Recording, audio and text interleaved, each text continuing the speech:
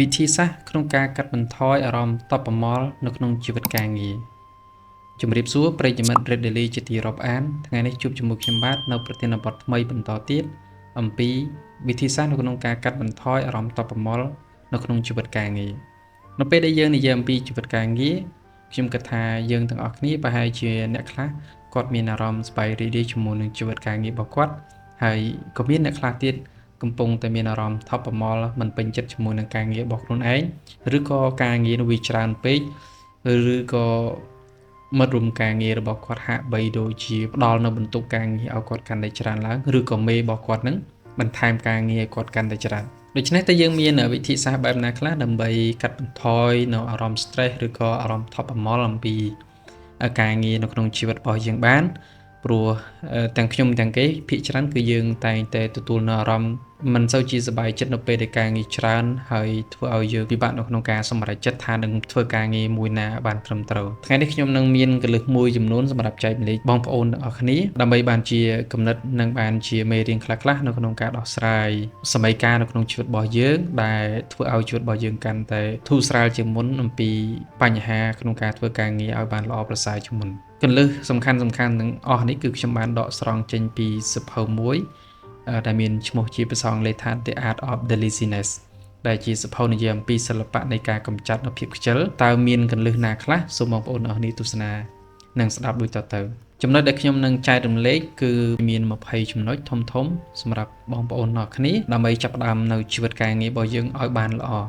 ចំណុចទី1គឺយើងត្រូវនិយាយអំពីផែនការសម្រាប់ការងាររបស់យើងក្នុងមួយថ្ងៃដើម្បីកាត់បន្ថយនៅអារម្មណ៍តប់ប្រមល់ឬក៏ stress នៅក្នុងការបំពេញការងារឲ្យបានល្អទី1បំផុតគឺយើងត្រូវតែរៀបចំនូវផែនការការងារតើថ្ងៃស្អែកឬក៏ថ្ងៃហ្នឹងតើយើងត្រូវធ្វើការងារអីបើសិនជាយើងទៅដល់ការិយាល័យហើយយើងទៅដល់អង្គុយប៉ុកយើងអត់ដឹងថាយើងត្រូវចាប់ផ្ដើមធ្វើអីទេពេលនោះអារម្មណ៍របស់យើងប្រហែលជាពិបាកនៅក្នុងការទទួលយកយើងអត់ដឹងថាយើងត្រូវចាប់ផ្ដើមពីណាប្រហែលជារាំងស្មុគស្មាញច្រើនខ្វាយខ្វល់ច្រើនស្មុគស្មាញច្រើនមេដាក់សម្ពាធការងារអត់ដឹងថាត្រូវចាប់មួយណាជំរើសដ៏ល្អបំផុតទី1គឺត្រូវតែមានផែនការការងារសរសេរផែនការការងាររបស់ខ្លួនឯងឲ្យបានល្អទី2សរសេរនៅអ្វីដែលយើងចង់បានជាលទ្ធផលសម្រាប់ការងារថ្ងៃហ្នឹងឬក៏ថ្ងៃស្អែកឧទាហរណ៍ថាថ្ងៃស្អែកយើងទៅដល់ការិយាល័យហ្នឹងតើយើងចង់ឲ្យលទ្ធផលការងារក្នុងមួយថ្ងៃហ្នឹងយើងចង់ឲ្យបានលទ្ធផលការងារមួយណាដូច្នេះយើងគួរតែទៅសេវាអញ្ចឹងបានខ្ញុំធ្លាប់បានធ្វើការជាមួយនឹងជនបរទេសមួយចំនួនគឺគាត់ចូលចិត្តទៅសេច្រើនហើយគាត់រៀបចំផែនការការងាររបស់គាត់ទៅតាមលំដាប់លំដោយហើយបើសិនជាបងប្អូនទាំងអស់គ្នាចង់ដឹងពីវិធីសាស្ត្រនៅក្នុងការបំពេញការងារយ៉ាងម៉េចបងប្អូនអាចទៅអានសៀវភៅជាច្រើនដូចជា Eat That Frog បាទដែលនិយាយអំពីគន្លឹះនៅក្នុងការកសាងសមត្ថភាពការងារឲ្យបានល្អប្រសើរងាកមកចំណុចរបស់យើងវិញគឺត្រូវតែសរសេរនៅអ្វីដែលយើងចង់ឲ្យសម្រេចនៅក្នុងថ្ងៃហ្នឹងហើយចំណុចមួយទៀតសូមសរសេរផែនការការងាររបស់យើងហ្នឹងទៅលើกระดาษជាជាងសរសេរទៅលើ notebook កុំជាយាមសរសេរនៅក្នុងកុំព្យូទ័រឬក៏សរសេរនៅក្នុងទូរស័ព្ទដៃព្រោះការដែលយើងសរសេរក្នុងទូរស័ព្ទដៃឬក៏សរសេរនៅក្នុងកុំព្យូទ័រវាមិនសូវរំញោចទៅដល់ប្រព័ន្ធខួរក្បាលរបស់យើងនោះទេដូច្នេះនៅពេលដែលយើងចាប់បិចហើយយើងសរសេរនៅក្នុង notebook ខាងក្រៅរបស់យើងhardware ហ្នឹងវាធ្វើឲ្យប្រព័ន្ធប្រសាទរបស់យើងរំញោចហើយយើងចាំបានយូរយើងដឹងថាការងាររបស់យើងហ្នឹងជាការងារអ្វីដែលយើងត្រូវបដោតចំណុចទី4គឺជាមួយនឹងច្បាប់មួយដែលគេហៅថា Pareto Principle គឺជាច្បាប់ដែលនិយាយអំពីច្បាប់ការងារគឺការងារដែលយើងធ្វើត្រឹមតែ 20% ប៉ុន្តែលទ្ធផលគឺ 80% ហើយច្បាប់ហ្នឹងគឺជាច្បាប់មួយដែលផ្ដោតសំខាន់ទៅលើការងារនៅពេលដែលយើងចូលទៅធ្វើការងារនៅពេលព្រឹកចូលទៅដល់ការិយាល័យភ្លាមហ្នឹងតើយើងគួរផ្ដោតសំខាន់ទៅលើអ្វីមនុស្សទូទៅប្រហែលចូលទៅកាន់ការិយាល័យអង្គុយប៉ុកគឺគាត់ចាប់ផ្ដើមចាប់ទូរស័ព្ទរបស់គាត់ចាប់កុំព្យូទ័រដើម្បី check ទៅលើ email check ទៅលើ Telegram ឬក៏ផ្សេងជាដើមប្រព័ន្ធ Messenger ទាំងអស់ហ្នឹងថានឹងមានព័ត៌មានអ្វីខ្លះដែលគាត់ត្រូវធ្វើបន្តដូច្នេះបើសិនជាយើងចំណាយពេលវេលានៅក្នុងការអង្គុយ check រឿងទាំងអស់ហ្នឹងខាតពេលវេលាក្នុងការបំពេញការងាររបស់យើងអញ្ចឹងច្បាប់នៃការងារមានន័យថាឲ្យយើងអនុវត្តទៅតាមគោលការណ៍ 80/20 មានន័យថាជាគោលការណ៍មួយដែលនិយាយអំពីការដែលយើងធ្វើការងារត្រឹមតែ 20% ប៉ុន្តែលទ្ធផលការងារគឺ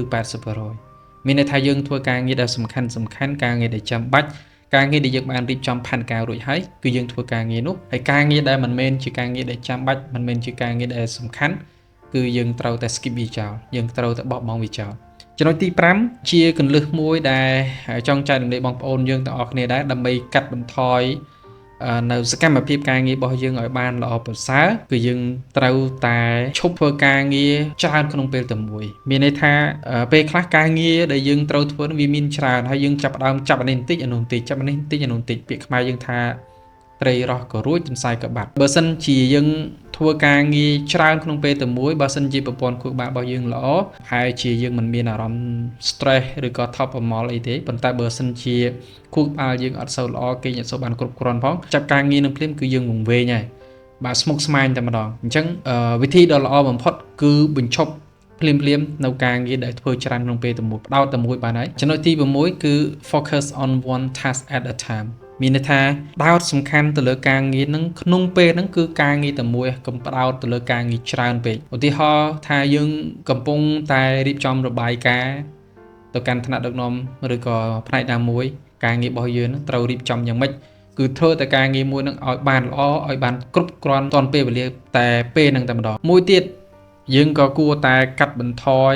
រឿងរ៉ាវផ្សេងៗដែលជាតកតងជាមួយនឹងបរិស្ថានដែលកើតឡើងនៅជុំវិញយើងកាត់បន្ថយមានយើងចាក់ចេញអំពីទាំងអស់ហ្នឹងឧទាហរណ៍ដូចជាសលេងសារដែលគេផ្ញើមកតាមទូរស័ព្ទតាម Telegram ឬក៏ស្អី Messenger social media ដែលយើងប្រើប្រាស់ហ្នឹង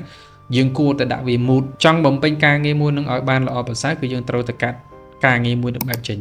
មានន័យថាឈប់កាន់ទូរស័ព្ទដាក់វាជា mood ដើម្បីកាត់បន្ថយអារម្មណ៍រំញោចរបស់យើងដើម្បីឈោងចាប់ទូរស័ព្ទយកមក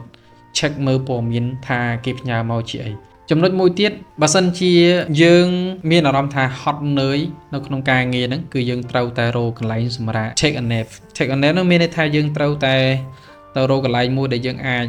សម្រាប់ត្រឹមរយៈពេល5នាទីតម្រេតខ្លួនបន្តិចទៅដើម្បីកាត់បន្ថយនៅអារម្មណ៍ហត់នឿយរបស់យើងព្រោះបើយើងហត់នឿយត្រឹមតែផ្លូវកាយយើងតម្រេតបន្តិចទៅកម្លាំងបលាំងរបស់យើងទាំងអស់ហ្នឹងនឹងកើតឡើងមកវិញចំណុចទី9យើងគួរតែរៀនចេះបដិសេធទៅលើការស្នើសុំពីការងារផ្សេងៗពីមិត្តរួមការងារព្រោះពេលវេលារបស់យើងមិនគ្រប់គ្រាន់ទេបើសិនជាយើងចេះតែឆ្លើយបាទឆ្លើយចាស់ឬក៏យើងឆ្លើយ yes ទៅលើអ្វីៗគ្រប់យ៉ាងដែលមិត្តរួមការងារនៅជាមួយយើង office ទាំងមូលនឹងស្នើសុំអីយើងធ្វើនឹងស្នើសុំអីយើងធ្វើនឹងដូច្នេះមានតែបើយើងនៅតែ say yes for everything ខ្ញុំគិតថាយើងនៅតែបន្តការងារដ៏ច្បូកច្បល់ច្រើនពេលខ្លះយើងត្រូវតែគិតអំពីមនោចេតនាហើយពេលខ្លះទៀតយើងគួរតែដកឃ្លាពីរឿងទាំងអស់ហ្នឹងដែរព្រោះពេលខ្លះកម្រងឬផែនការការងាររបស់យើងធ្វើអត់បានមេជាអ្នកស្ដីបន្ទោសមួយទៀតយើងក៏គួរតែកាត់បន្ថយអារម្មណ៍របស់ខ្លួនឯងដែរមានន័យថាកុំរងចាំ perfect time មានន័យថាកុំរងចាំពេលវេលាដ៏ល្អឥតខ្ចោះឲ្យបានធ្វើវាដូច្នេះវាអត់មានពេលវេលាមួយណាដែលល្អឥតខ្ចោះពេកទេដើម្បីធ្វើការងារមួយនឹងដោយរលូនឬក៏បានជោគជ័យក៏អត់មានទេកុំរងចាំគឺធ្វើវាឥឡូវហ្នឹងទៅឧទាហរណ៍ថាដាក់ផែនការអីគឺធ្វើហ្នឹងទៅកុំរងចាំពេលវេលាដ៏ល្អរងចាំអារម្មណ៍ស្រស់ស្រាយគឺมันមានពេលវេលាដ៏ល្អខ្ចោះសម្រាប់នោះយើងទេនៅក្នុងផែនការការងាររបស់យើងចំណុចទី12បើសិនជាការងារខ្លះដែលយើងមើលឃើញថាវាធ្វើក្រោមត្រឹម5នាទីទេយើងគួរតែធ្វើវាឲ្យហើយមានន័យថាជាការងារបន្តបន្សំតិចបន្តួចហ្នឹងយើងគួរតែធ្វើវាភ្លាមៗមកហើយទៅកុំទុកវាយូរព្រោះការងារខ្លះបន្តិចបន្តួចប៉ុន្តែវាអាចទៅជារឿងស្មុគស្មាញសម្រាប់យើងព្រោះវាច្រើនវាបន្តិចបន្តួចប៉ុន្តែវាច្រើនចំណុចទី13ក្នុងចំណុចនេះបើសិនជាការងារណាដែលយើងបានរៀបផែនការហើយការងារហ្នឹងគឺជាការងារដែលយើងអត់ពេញចិត្តទេយើងស្អប់ការងារហ្នឹងខ្លាំងមែនទែនអញ្ចឹងជាកន្លឹះគឺឲ្យធ្វើការងារហ្នឹងមុនគេហេតុអីព្រោះការងារណាដែលយើងស្អប់ហើយយើងធ្វើមុនគេអញ្ចឹងយើងនឹងសល់ការងារដែលយើងស្រឡាញ់នៅពេលក្រោយប៉ុន្តែបើយើងទុកការងារដែលស្អប់ហើយមកធ្វើវានៅពេលក្រោយអញ្ចឹងការងារស្អប់ហ្នឹងច្បាស់យើងអត់បានធ្វើទេអញ្ចឹងការងារណាដែលយើងគិតថាវាពិបាកហើយយើងមិនចូលចិត្តវាទេធ្វើវាមុនបាទរៀបផែនការធ្វើការងារហ្នឹងមុនឲ្យហើយចំណុចទី14គឺត្រូវតែ set deadline ទៅលើការងារទាំងអស់ហ្នឹងតើការងារហ្នឹងត្រូវបញ្ចប់នៅពេលណាអីពេលណាព្រោះខ្ញុំគិតថាយើងទាំងអស់គ្នាធ្វើការក្នុងមួយថ្ងៃ8ម៉ោងឬក៏ពេលខ្លះអាចដល់12ម៉ោងអាស្រ័យទៅលើការងារឬក៏ស្ថាប័ននីមួយៗអញ្ចឹងទេបើសិនជាយើងអត់ដាក់ពេលវេលាកំណត់ថាការងារឬក៏ម៉ោងស្មើណាដែលត្រូវបញ្ចប់នៅការងារមួយនឹងទេអារម្មណ៍របស់យើងប្រហែលជាត្រូវពន្យាពេលបន្តទៀតអញ្ចឹងកំណត់ពេលវេលារបស់ខ្លួនឯងហើយព្យាយាមអនុវត្តទៅលើការកំណត់ពេលវេលារបស់យើងខ្ញុំគិតថាយើងនឹងទទួលបានលទ្ធផលល្អបាទចំណុចទី15គឺយើងគួរតែបញ្ឈប់ ការផ្ដោតទៅលើរឿងដែលមិនជួយអ្វីសោះទៅដល់ការសម្រេចការងាររបស់យើងមានតែយើងឈប់គិតទៅលើរឿងអ្វីដែលជារឿងមិនសូវជាចាំបាច់ហើយរឿងទាំងអស់ហ្នឹងការងារទាំងអស់ហ្នឹងវាអត់ជួយឲ្យយើងសម្រេចនៅផែនការឬក៏អ្វីដែលជាគោលដៅការងាររបស់យើងឯងចំណុចទី16គឺជាចំណុចសំខាន់មែនទែនដែលភាសាអង់គ្លេសថា don't be a perfectionist when it's not requirement មានន័យថាកុំធ្វើជាមនុស្សដែល perfect នៅពេលដែលមិនមែនជាអ្វីដែលយើងត្រូវការនៅក្នុងនេះមានន័យថាគុំជាយាមថាការងារនឹងធ្វើទៅគឺល្អឥតខ្ចោះតែម្ដងគឺគុំមានកំណត់បែបហ្នឹងរាល់ការដែលយើងបំពេញការងារទាំងអស់វាមិនអាចល្អគ្រប់10ទេវាច្បាស់ជាមានចំណុចខ្លះដែលយើងរៀនឬក៏យើងសិក្សាអត់ដល់ដូច្នេះហើយបានជាមាន supervisor ឬក៏មានមេយើង director គាត់នៅពីលើយើងគាត់ត្រូវការពិនិត្យទៅលើឯកសារឬការងារយើងបន្តទៀតចំណុចទី17យើងត្រូវតែរៀបចំកាលវិភាគទៅលើការងារឬក៏ការត្រួតពិនិត្យទៅលើសារទៅតាមអេឡិចត្រូនិកតាមអ៊ីមែលតាម Telegram តាម Facebook អីផ្សេងៗនេះយើងគួរតែកំណត់ពេលតែពេលណាដែលយើងគួរទៅ check មើលនៅព័ត៌មានទាំងអស់ហ្នឹងដែលគេផ្ញើមកព្រោះយើងមិនអាចអត់បានទេព្រោះសម័យសប្តាហ៍ថ្ងៃនេះគឺត្រូវការ check ទៅលើព័ត៌មានហ្នឹងឧទាហរណ៍ផ្នែក sale គឺគាត់ត្រូវការប្រើប្រាស់អញ្ចឹងយើងគួរតែកំណត់ពេលវេលាដែរថាយើងពេលណាដែលយើងគួរទៅ check ទៅមើលព័ត៌មានទាំងអស់ហ្នឹងមិនមែនថាយើងអត់កំណត់ទេអញ្ចឹងកាលណាបើយើងដាក់កាលវិភាគមើលពួកហ្នឹងវាធ្វើឲ្យយើងសម្រួលនៅអារម្មណ៍ការងាររបស់យើងផងដែរចំណុចទី18ដែលនៅក្នុងសភៅ The Art of Business បាននិយាយហ្នឹងគឺចាក់ចេញអំពីការប្រជុំដែលមិនចាំបាច់ជាការជួបជុំបែបតិចបន្តួចឬក៏ប្រជុំដែលវាមិនមែនជាអ្វីដែលជាការងារពាក់ព័ន្ធនឹងការងារយើងបើសិនជាអាចចាក់ចេញបានចាក់ចេញទៅព្រោះការងារទាំងអស់ឬការប្រជុំទាំងអស់ហ្នឹងវាអត់បានផ្ដល់ទៅជាលទ្ធផលសម្រាប់គោលដៅការងាររបស់យើងទេហើយនេះបានជាយើងត្រូវខ្ញុំអាចលើកឧទាហរណ៍ដូចជារឿងបរិះ2នាក់ម្នាក់ជាអ្នកកាប់អុសហើយម្នាក់ទៀតជាអ្នកចិញ្ចឹមចៀមបាទអញ្ចឹងបរិះទាំងពីរហ្នឹងគឺគាត់អង្គុយនិយាយជាមួយគ្នាធម្មតាប៉ុន្តែអ្វីដែលយើងទទួលបាននៅលទ្ធផលគឺអ្នកដែលចិញ្ចឹមចៀមអ្នកខ្វៀលចៀមហ្នឹងចៀមរបស់គាត់ទាំងអស់គឺត្រូវបានហូបឆ្អែតចៀមស៊ីស្មៅឆ្អែតទៅហើយអ្នកកាប់អុសគឺអត់បានកាប់អុសឲ្យបានម្ដងល្ងាចត្រូវវិលទៅផ្ទះវិញអ្នកដែលខ្វៀលចៀមគាត់ដឹក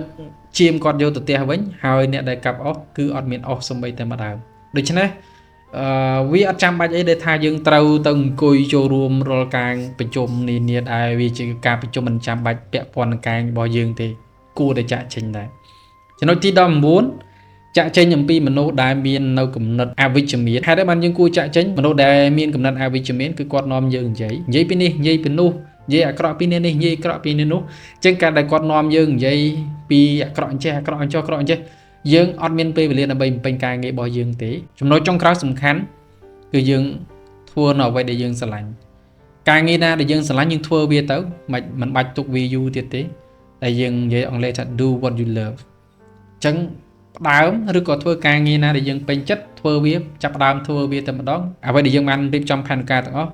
វានឹងទទួលបាននូវលទ្ធផលជាផ្លែផ្កាហើយកាត់បន្ថយនៅអារម្មណ៍ stress ឬក៏យើងមានអារម្មណ៍ថាយើងទៅដល់កន្លែងការងារហើយយើងអត់ដឹងថាត្រូវធ្វើការងារអីយើងអាចអនុវត្តទៅតាមផែនការឬក៏វិធីសាស្ត្រដែលខ្ញុំបានចែកលេខនេះបានអញ្ចឹងបើយើងអនុវត្តទៅយើងនឹងកាត់បន្ថយនៅអារម្មណ៍តបប្រមល់របស់យើងអារម្មណ៍ដែលតបប្រមល់ទាំងអស់អំពីកន្លែងការងារនឹងភាគច្រើនគឺផ្ដើមចេញពីយើងអត់មានផែនការការងារនឹងឯងអញ្ចឹងវិធីសាស្ត្រដ៏ល្អបំផុតពេលមុនជុលគេជារៀងរាល់យប់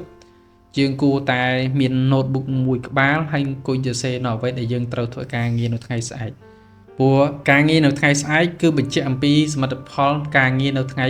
ខាងស្អែកអញ្ចឹងបើយើងអត់បានរៀបផែនការអីទេច្បាស់ជាយើងទៅដល់ការិយាល័យហ្នឹងយើងទៅដល់អង្គុយប៉ុកទាញទូរស័ព្ទឬក៏បើកកុំព្យូទ័រមើលព័ត៌មានតាម social media ផ្សេងជាដើមឬក៏មើលវីដេអូកំ pl កំ pl ដែលជាការងារមិនចាំបាច់តាក់ទងជាមួយនឹងស្ថាប័នរបស់ខ្លួនឯងសោះខាតពេលវេលាបំពេញការងារអត់បានទាន់ពេលវេលាអាចត្រូវមេស្ដីឲ្យអីជាដើមយ៉ាងទៅអញ្ចឹងមេស្ដីឲ្យហើយគឺច្បាស់ជាមានអារម្មណ៍ថា stress ហើយថប់អារម្មណ៍ហើយសម្ពាធហើយដូច្នេះខ្ញុំនៅតែនិយាយមកវិញថាបើសិនជាយើងនៅតែមានជួបកត្តាទាំងអស់ហ្នឹងខ្ញុំគិតថាវាជាវិធីសាស្ត្រមួយដើម្បីជំរុញបងប្អូនអ្នកគ្នាបំពេញការងារឲ្យបានល្អប្រសើរជាចុងក្រោយសូមអរគុណពុកម៉ែបងប្អូនអ្នកគ្នាដែលបានស្ដាប់នៅ podcast របស់ខ្ញុំហើយបើសិនជាមានគំនិតយោបល់យ៉ាងម៉េចមកសូមជួយ comment នៅខាងក្រោមនៃវីដេអូរបស់ខ្ញុំផងសូមអរគុណសូមគោរពសូមជម្រាបលាបាទ